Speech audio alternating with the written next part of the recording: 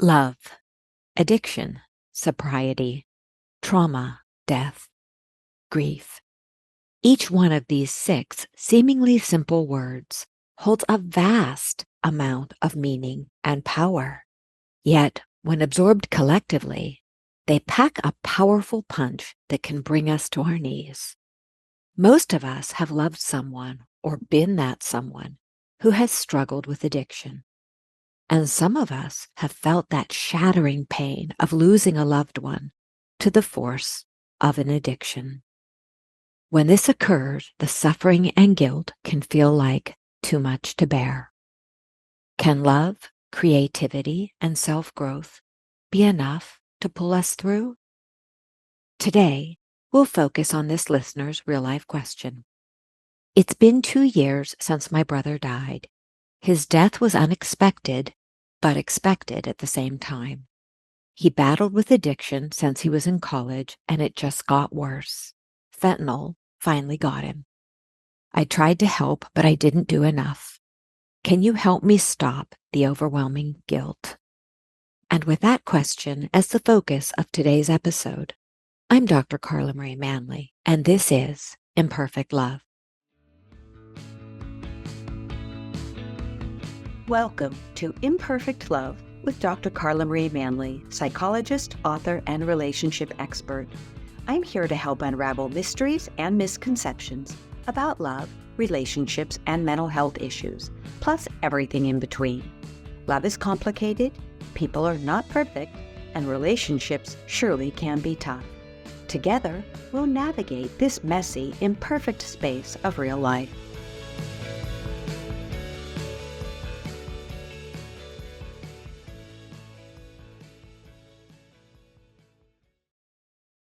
Please note, as this episode contains sensitive information, listener discretion is advised. If you need support, please see the special links in the show notes. Today, I am joined by a very special guest, Alicia Cook, who will be sharing her expertise on addiction, sobriety, grief, and healing. Welcome to the podcast, Alicia. It's so lovely to have you with us today. Thank you so much for thinking of having me on. It's such a joy and a blessing. And I know today's interview is not going to maybe be the easiest on us, but I really appreciate you being here. And before we launch into looking at what you have really come to know and experience and how that can respond to today's question of the day, could you tell our listeners a little bit about what makes you, you? What makes me, me? So my entire life, I have used writing. As soon as I knew how to write, I was a storyteller or documenter, I guess, because I pull from my real life. So my whole life, I've used writing as a way to work things out, figure stuff out, deal with life around me. Life around me at times was chaotic and out of my control. I have addiction in my family. I'll speak to one aspect of addiction in my family. My cousin Jessica, many, many years ago now, in 2006, when we were 19, overdosed and died. She was addicted to heroin, and we lost her to heroin. And this was before fentanyl was in everything. So it, nowadays the frequency of overdose is astronomical, even compared to back then. But the pain is the same for families. Mm-hmm. And 2006 was a different time. I couldn't just Google anything. Like, there wasn't a mass amount of family or writers talking about something that was so stigmatized. So a few years went by and I was educating myself on the disease of addiction, and I was trying to figure out a way to use my voice for good. And I decided that I was going to be that voice for families back then. Now there's so many voices, and I'm just a very small part of this awareness spreading and solidarity. But back then, there wasn't many. And I had a lot of my writings I was speaking about how addiction impacts the entire family, what it did to my mental health, how it changed the course of my entire life and how I function as a human being to begin with. And a lot of those essays were published in major publications. and went viral. And I became almost like a poster child at the time for addiction in families. And I want to be clear, it's addiction in families that, that look like me. It was always in families, but the press seemed to cling to me because here I was you know, talking about suburban America and addiction. So all of that spiraled into book deals and prominence online and again becoming this poster child for addiction. And as the years went by, I broadened the scope because I realized the more I learned, the more I realized that there's so much that intersects with addiction, mental health being one major one. And so I broadened the scope to speak more candidly about anxiety and depression and everything like that, and how grief and how they all intersect together. Like you said, it combined, it creates a big punch to the face of families. And yeah, I mean, that's who I am. I'm a writer and I just tell the truth. Thank you. And first, I'm very sorry for your loss and such a painful loss. I am very fortunate that you have agreed to bring your message to us. And it's also beautiful to see pain channeled into growth and using creativity as a tool for your healing, which has in turn healed so many people, supported so many people around the world. So thank you for the work that you do. And when we look at, I do have a question for you, because some of our listeners may not understand when you say the disease of addiction, because often we might look at addiction as a personality defect and not see it in the medical model of disease. So could you explain that in layman's terms for people who might have been raised to see addiction as a weakness? Oh, I mean, I was of that group that went to school and was told, just say no. It's that easy to just say no to drugs, and that you'll be able to easily recognize or identify a quote drug user or drug dealer because they look like a bad guy, like an us and them thing. And that's not the case at all. So addiction is not a moral failing. Addiction is not a weakness. Addiction is a trauma response in a lot of ways. So how do people become addicted, or why people become addicted to certain substances? And we're not just talking about heroin. It could be alcohol, which is like a normalized poison. There's a lot of reasons. We never looked into the why when I was growing up. Why are we making these quote unquote choices to use drugs? And a lot of it is going back to the trauma response. Did something happen to this individual when they were younger, something traumatic? It could range. And I know you put a trigger warning at the top of the podcast, so I'm just going to go for it. Were they sexually assaulted as a child? Did they watch their parent be abused? Did they have drugs already in the family? But the overarching understanding now, which has been, it's a fact, it's not my opinion, is that addiction is a disease. It is a brain disorder, but I guess in layman's terms is that addiction is pause. I'm getting all mixed up. We'll cut all this out.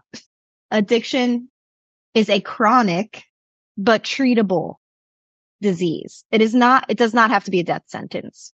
Now, does that mean I'm comparing it to, say, childhood cancer? No.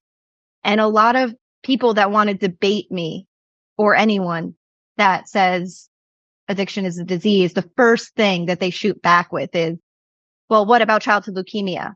And addiction could coexist as a disease without negating the fact that it might not be the same type of heart, disease as cancer or something like that. It doesn't have to fit in the same body of those unfortunate illnesses as well. But addiction is an illness, and you quickly realize it once it unfortunately enters your world. And these days, it's almost impossible to find someone who isn't somehow impacted by the disease of addiction. Absolutely. And I agree with you wholeheartedly. And I love the background information for our listeners, because you take it down to the foundational level of trauma and intergenerational transmission of violence and trauma. And that's often what we're looking at with addiction.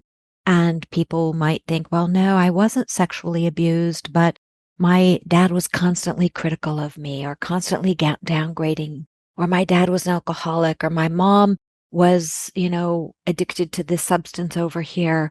And we can see that addiction can leak in to that child's early life in so many ways. It doesn't have to be constant physical assault or sexual assault. Not that we want any of those things, but addiction is a response to the body, the mind, the spirit saying, I can't deal with this. I need something to soothe the pain.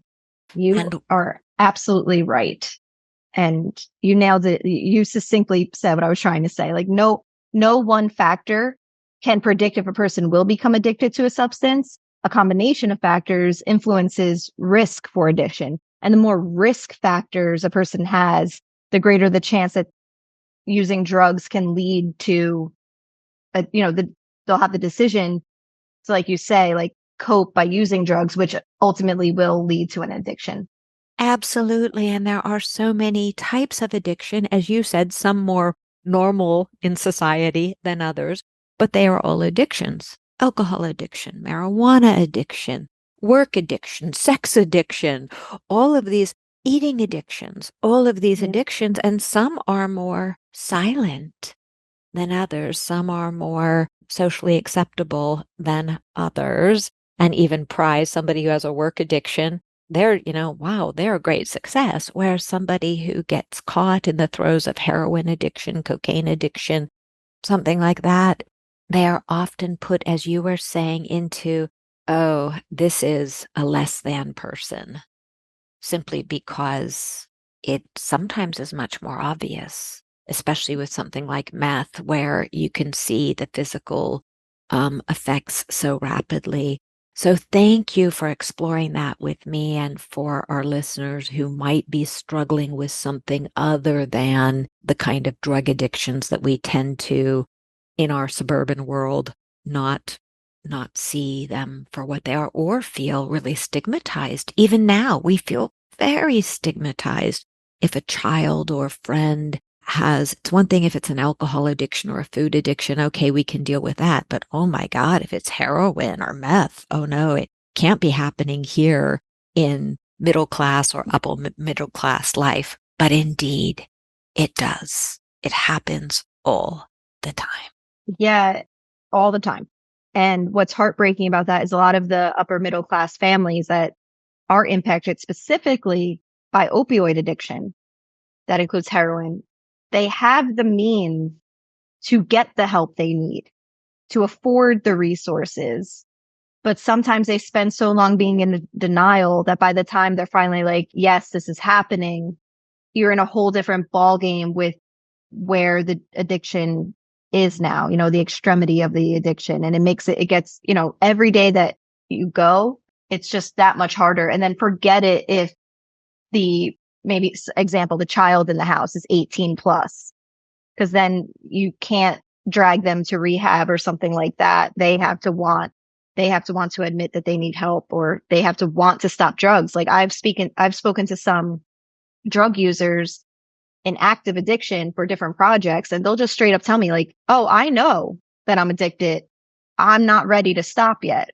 Like they like it too much, or, I just know as the family member hearing that, it's just you have to just feel so helpless, but it's all a part of it. And yeah, I mean, it's everywhere. It's not, being in denial doesn't mean that it's not happening in your neighborhood, or like it's not going to lower your property value if you admit that this is happening. Stigma just you lose time when you're in denial. And I appreciate that you brought up the piece about denial, because there are some addictions that you can really put your finger on, like food. It's one of the ones that can be worn on the outside, so we see it and there's a big stigma around it. Yet for so many other addictions, especially if somebody's high functioning alcoholic, high functioning coke user, whatever it is really easy for not only the individual who's addicted, but for the family and friends to say, well, it can't be happening. He or she is really functioning well to the outside world. My goodness, they're making money. They're a great boss. They're a great coworker. Let's not talk about it. Let's not see it. So these implicit agreements that we make to not see the addiction, not act on the addiction. And the other part of that, which can be equally as damaging, is to try to become invested in having the addiction shift, getting treatment, and then going into that place of such helplessness where you feel like you can't do anything, so you let it go. Yeah, that's a very common cross to bear for families.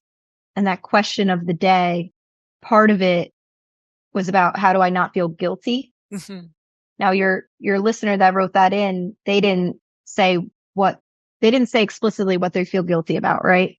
I could assume that it could be they didn't do much or enough. They feel that they didn't do enough. They feel like they could have done more. And then something interesting happens as time goes on and you start feeling guilty for just still existing. It's called survivor's guilt. Mm-hmm. And my mother used to tell me, we have bad days and good days, but never normal days. So the first step was acceptance, at least for me.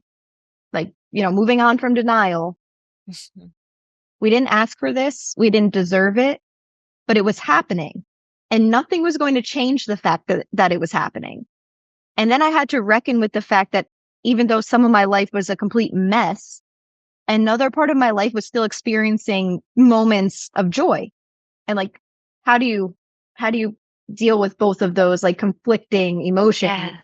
And I told myself eventually I shouldn't feel guilty for smiling or laughing in those moments because it didn't negate the pain. It was existing simultaneously. I learned how to balance my life in this way. And it took me years to not feel guilty in my happiest moments. And that makes sense because reconciling those emotions, those two, giving them space that we can grieve, we can feel very, very sad. But as we progress through the stages of grief, there will be more and more moments of joy that we don't have to show our regret and our sense of responsibility and our sense of grief by living in a deeply dark place for the rest of our lives. Yeah, I mean, I do fundamentally disagree that the stages of grief are been helpful to people because I think we were fed a lie. I say we were fed a 5-stage lie because it almost makes you feel if you don't go through these steps, one, it insinuates that there's a cure for grief and there isn't. Grief is with you always, especially a loss like the listener's loss with a sibling. That grief stays with you and changes you, like just chemically, you're different. And I think that don't imply there's a cure for grief because when people can't navigate those steps in the quote right way, all of a sudden they're failing at something else. They're perceived to have failed. Like, why am I not over this yet? Why am I not this or that? Or they feel guilty if they think that they feel joy too soon in the process. Like I remember it was so jarring for me, but necessary. So when my cousin was alive, I was a nanny for 2 kids that are well in their 20s these days. But I was a nanny for them for a decade. And in that decade, my cousin passed away. And I would go to the wake and then instead of going home, I would go to their house and I would watch them overnight because their parents were away. And I still wanted to do that because I knew I wanted a break from my family. Yeah. In that moment. So I would be at a wake for my 19-year-old cousin. And then I would go and watch these 9-year-old kids and I would be laughing with them, singing with them, playing with them because they didn't get it. They didn't know. I wasn't going to explain it to them. I had to be happy for them. But that laughter wasn't fake. They were funny kids and they were making me laugh. And I found myself having fun with them, like compartmentalizing. And even back then, I was like, oh, I'm such a crappy cousin. I can't believe I'm laughing now and tomorrow's her funeral. And it was just so one would argue that I was failing at those 5 steps of grief because I was laughing, you know, day of her funeral. I really appreciate you pausing on this point of the stages of grief, because Kubler-Ross's theory, which is the one that people have held on to for so long, denial, anger, bargaining, depression, acceptance, it's a lovely paradigm for what it was. Recent research debunks it, and in many ways, but for those who are going through grief, if they realize that they can, if that model at all helps someone realizing that denial, that the stages might pop up, you might feel one or two of them, that you might feel the denial, you might go to the bargaining, you might go to the anger, you might go back to the bargaining, you might go back to the anger again and again. And the idea of acceptance, I don't think I agree with you. And I think it's so important for us to look at that acceptance doesn't mean we're ever over the loss, because I personally don't believe in the concept of closure.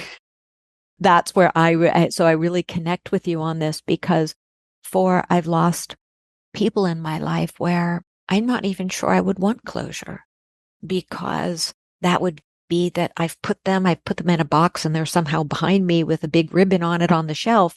And to me, the degree to which you love and care about someone and you've lost them is the degree that you don't put them in that box forever, because you feel the pain. And of course, it can get less and less over time.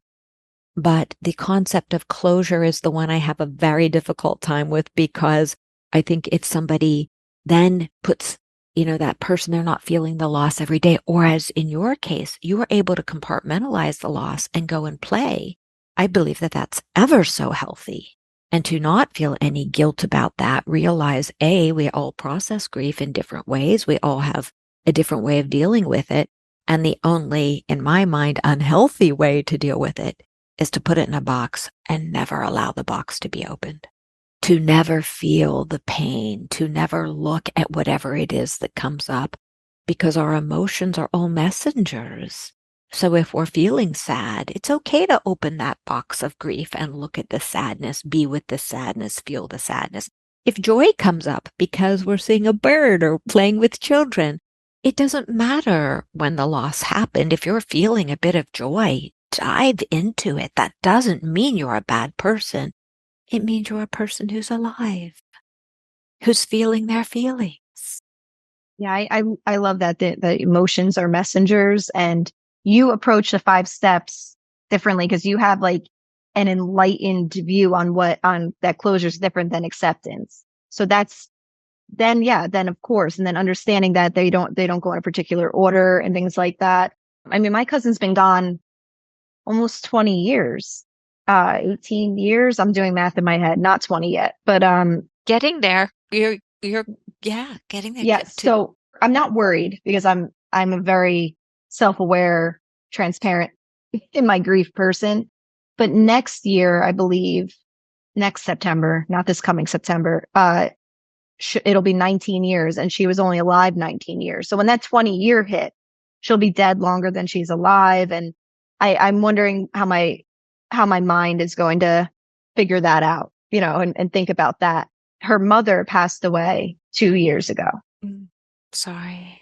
That from a brief but brutal brain cancer.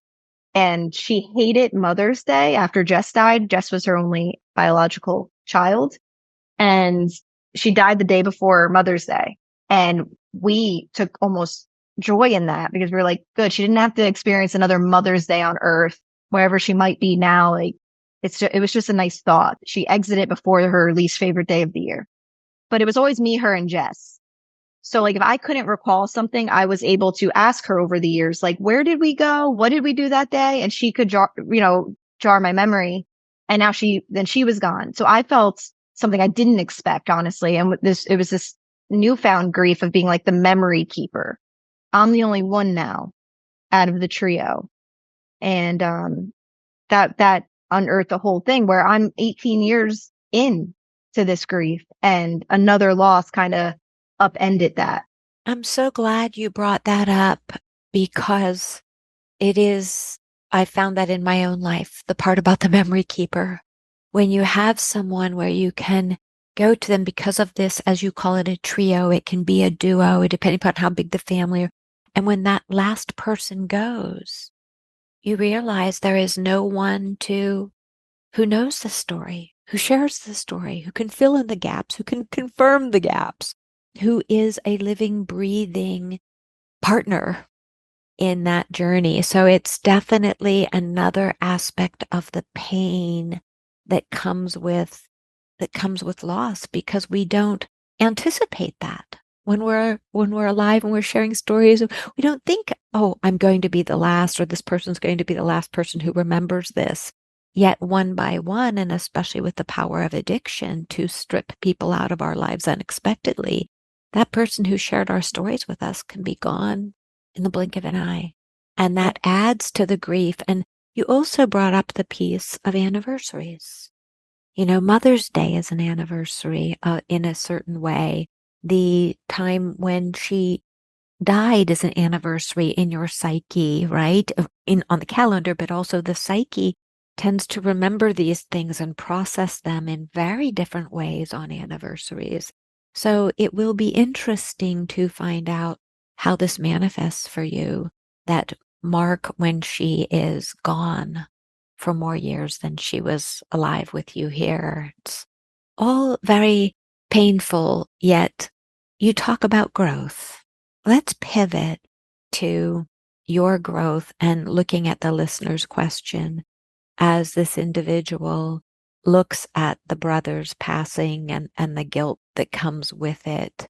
How can we use your experience to help this person move through the guilt, whether it's guilt that she didn't literally do enough, guilt that maybe they put their head in the sand and ignored the addiction, guilt that they didn't press for that third or fourth stint in rehab or first stint in rehab, guilt that they didn't force AA meetings, whatever the guilt is, guilt that they were dad's favorite or mom's favorite, and that somehow in their mind led to the addiction or fostered the addiction. What are your thoughts on that, of how to help the listener? And I imagine this isn't a very unfamiliar question to you. I mean, this is very much a question of the day, but I imagine you see this question a lot in various forms in your work. Yes, I actually get almost an identical verbatim message from people, strangers all over the world over the last not almost 10 years. I started publishing my essays on addiction in 2014. Identical messages, brother, sibling, parent, best friend, cousin, anything, friend, if I didn't say that, overdosed and died. And now I feel XYZ. So I know it's kind of a trope or a cliche to say you're not alone in those feelings, but the numbers speak for themselves. I get at least one message a day, every day for 10 years that says something along those lines. And such a reminder, sorry for just interjecting here, Alicia, but such a reminder of how we are all much more alike than we are different. That our human experiences, as painful and uniquely painful as they are, that we aren't alone in these struggles. No, and everyone's story is unique, but it's so unique. I find that the more personal I write or the more personal I am, the more universal my message becomes. And that's the first thing I want to say to the listener, is that you're not alone. The guilt will follow you, and it'll start eating you out, eating at you from the inside out. And by that, I mean, it's going to start, if it hasn't already, really impacting your mental health and your own wellness. And to make yourself sick over this serves no good. And we must coexist with our grief and our guilt, because we can channel it for good when we're able to do that. And that's what I have been able to do. I said, this all can't be for nothing. And I became an advocate for families. And I'm not saying this person has to jump into action and exert themselves in any way, but there are ways to channel what you're feeling. And there are resources to help you work out what you're feeling as well. You don't have to suffer in silence For every person addicted to a substance that might be suffering in silence, there's a spider web of people around them also suffering in silence. And that's how we stay sick. And I mean, I'm not going to tell you not to feel guilty or that you have nothing to feel guilty about, because I don't know your specific story, but I know the story enough to know that this was going to play out, unfortunately, how it was going to play out. We have this tendency to want to be superheroes and swoop in and save our loved one. I mean, I was not immune to that. But that's just not the case. Like you could be there for them. You can love them through some pretty horrific seasons. You could support them. You could let them know that you're in their corner. You could do everything, but you can't save them. They have to save themselves. And a lot of times, especially with fentanyl now, it's a time game, and they don't have as much time as historically as some people with addictions had to get their lives back together and to get help. That timeline is shrunk so much because fentanyl is so potent and so in everything. There's people that use cocaine that are dying of opioid overdoses because there's fentanyl in it. So, I mean, I'm speaking a lot around the question, I think, but I think you're doing a magnificent job, and you bring up so many important points. But the piece too that, I've had to come to terms with and help my clients with is a person who is addicted, as much as we want to be the superhero, as much as we want to be there to talk them through it, to support them, to offer options, to offer financial resources. The truth is, sometimes we even offer consequences. Like, you do this or that, I will do this. You do this or I will leave. You do that or I won't talk to you.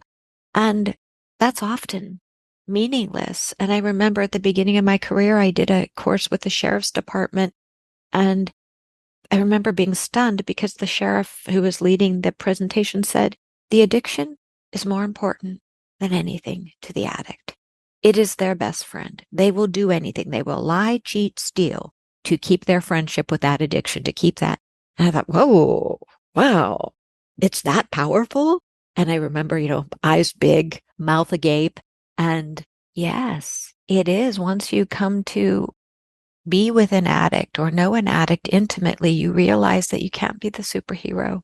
It is up to them. You can be there to support, but it is up to them to get to that point where they want to get treatment. And like any disease, again, I agree with you. We're not comparing it to leukemia. We're not comparing it to cancer. It doesn't need any comparison. It is its own disease. And every disease needs a specific treatment. And within that treatment are the specifics of what that individual needs.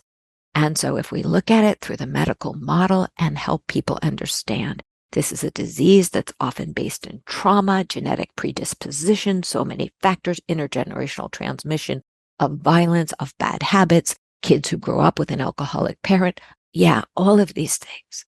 And it doesn't mean that we can fix it. As much love as we give, as much hope, as much patience, it doesn't mean that we can make a person who is addicted want to get well. Yeah, I mean, amen. But unfortunately, it's an unfortunate lesson that every family learns, whether their loved one recovers or not. It's something in hindsight, of course, we could talk, like I talk all of this all the time now. But when I had active addiction in my family, all I thought about was heroin. It became actually my most viral essay that has been translated into 3 different languages by now, through the HuffPost. The title was "Heroin is the worst thing to ever happen to me." And I would describe about heroin's the worst thing that's ever happened to me. It's all I think about. It's all I focus on. And then at the end of the essay, it says, but I never used heroin.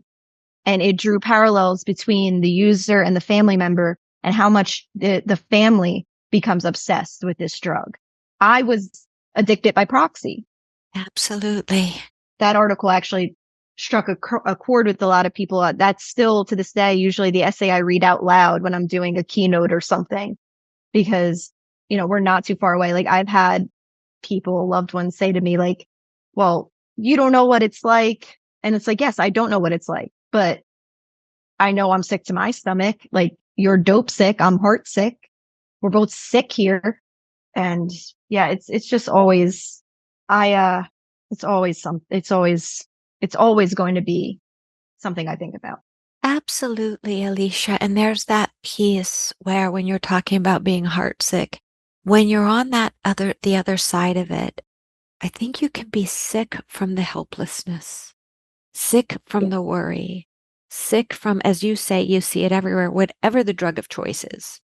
You're faced with it, and there's often not much support there because people, as you said earlier, people aren't talking about it. People aren't sharing because they're afraid of the stigma, or what will people think of me because I'm married to an addict, or my kid's an addict, so people don't talk about it, and they suffer the shame of the other person's addiction in silence. And anytime we carry that load of anxiety and stress, we are harming our mental, physical, and spiritual health. Yes. And uh, I don't have a presence on TikTok, but I have TikTok. And one of the best things I've seen come out of that app specifically is that there are so many young people just openly talking about either their addiction or an addiction of a loved one, whether they passed or not.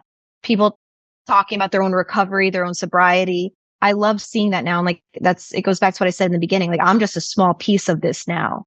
And my hope is maybe in my lifetime, but if not, I just hope that one day there is no shame and stigma around it. Just how there's like not much pain, shame or stigma around a lot of other diseases. And the mental, spiritual, you're so right, because my sleep, my weight, my health, everything was impacted during someone else's active addiction. But honestly, I think this is going to answer one of the last parts of the listener's question. Grief is the main culprit, I think, to my mental health, and not just grief caused by death, more specifically, anticipatory grief. That really messed me up. And if anyone doesn't know what that is, it's feelings of loss and sadness before an actual death occurs. Like, I was just waiting. So what happens to our brains? What happens to our brains when the person we are grieving is here, but not here? And I was in a state of anticipatory grief for years, which meant every time my phone rang, I thought it was the phone call telling me someone died. Every time I saw this person, I made sure if those were our last words, that they were meaningful. I wrote eulogies for someone who is still alive today in therapy. My sleep was impacted. My relationship was impacted. My work was impacted. My health and wellness, and my dental health was impacted. And obviously my brain was impacted. And we are a species that doesn't do well with ambiguity. No, we And don't. and so my brain broke under that pressure. And it took me a long time to start feeling, quote, better again. And sometimes even still, something will trigger me. Like, if I get a missed call at an odd hour, and like, in fact, I have kept my phone muted for years now to avoid being startled by a ring or a ping. I am not reactive to my phone because what transpired in my life in the past.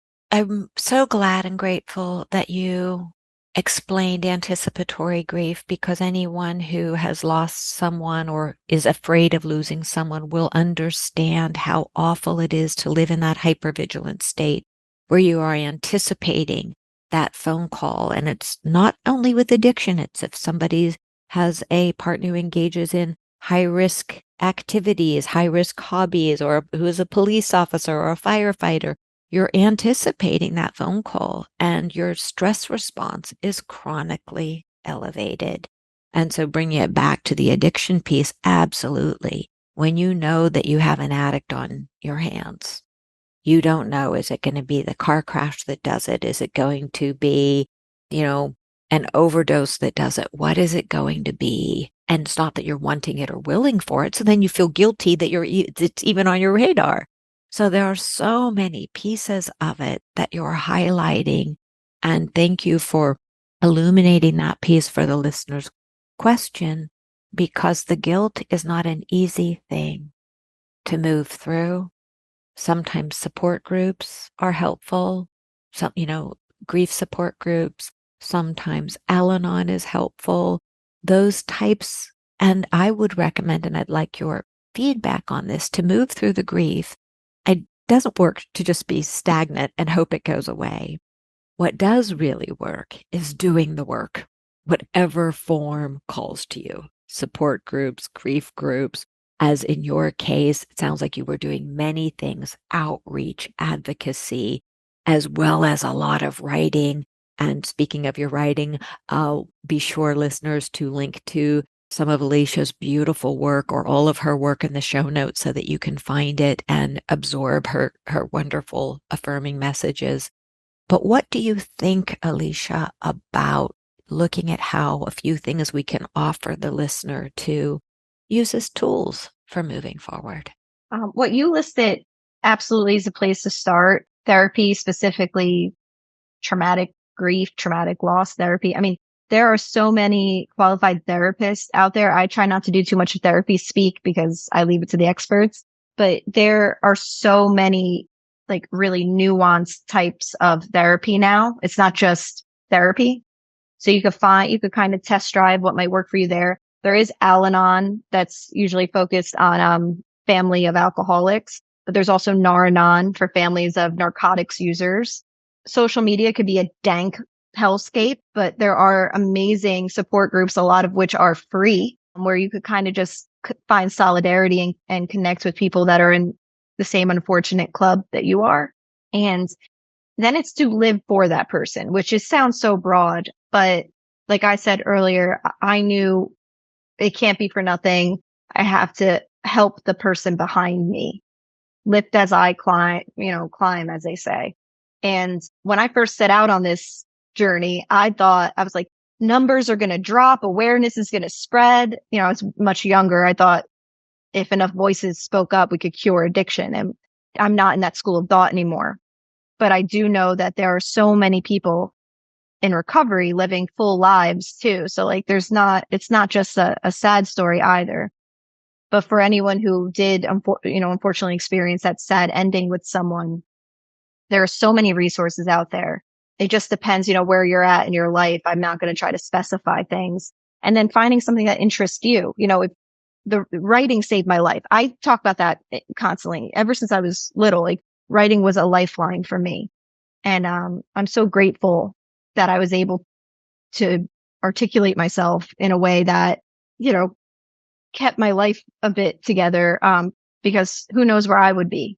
And I just, I'm not laughing at what you said, but you said something about, earlier about getting the phone call and then you feel guilty because it's not the phone call and you're not willing it. There were times where I did. I was like, if this is going to continue and not change for the better, let it just end. I want it finality because I couldn't take the back and forth. And there were times where I was like, just let it be over. I've had other people in my life where I was like, if I suffocate them in their sleep, I'll be more merciful than the drugs are. And those thoughts enter your head. I know I'm not unique in that thought. And that's why I feel like I don't sound like a psychopath to people who get it. And then you feel guilty about that thought. So I just wanted to revisit that because I wanted to almost normalize like those intrusive thoughts that come in are normal because that stress response, you don't want it to go on forever. And I don't want people to feel guilty for maybe having those, a little more dark thought. Because I definitely had them.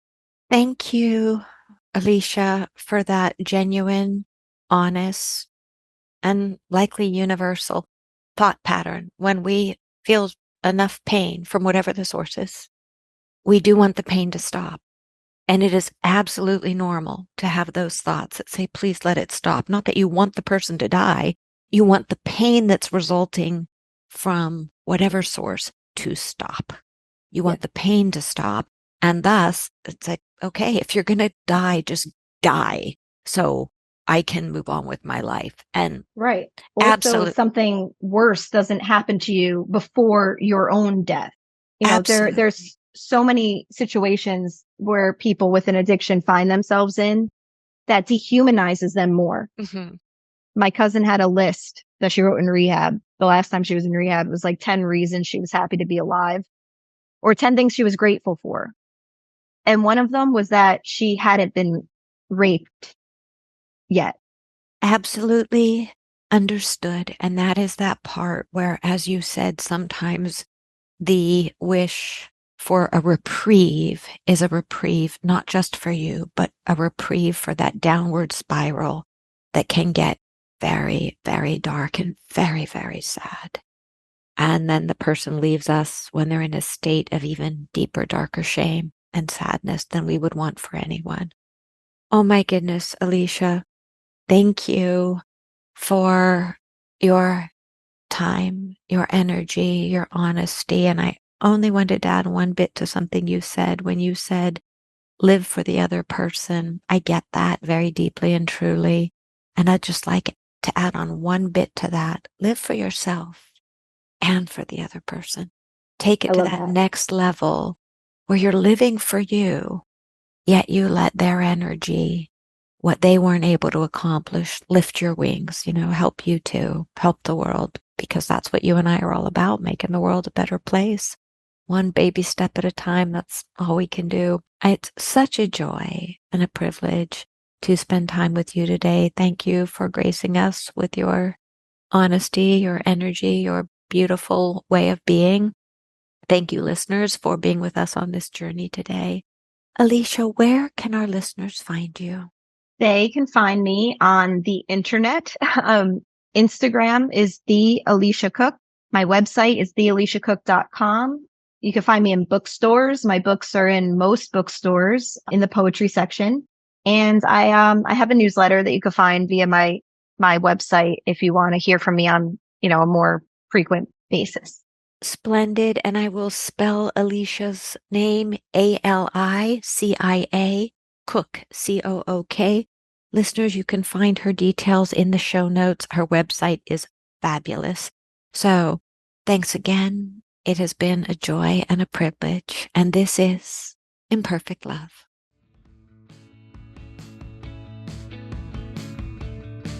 Thanks so much for sharing your time with me today. Remember, you have the power to transform your life and love fearlessly, if imperfectly, and it's my privilege to help you along the way. You can find more life-changing content, including my books and other podcast episodes, at drcarlamanly.com. Feel free to submit your own confidential questions through my website. I'll do my very best to include your issue on a future episode. If you found this podcast helpful, please subscribe and leave a review. Until we connect again, this is Dr. Carla Manly wishing you oceans of blessings and love. Please note, this podcast is psychoeducational in nature and is not intended to replace formal mental health support. Please contact your healthcare provider or emergency hotline if you need psychiatric care. And as always, please take good care of your amazing, wonderful self.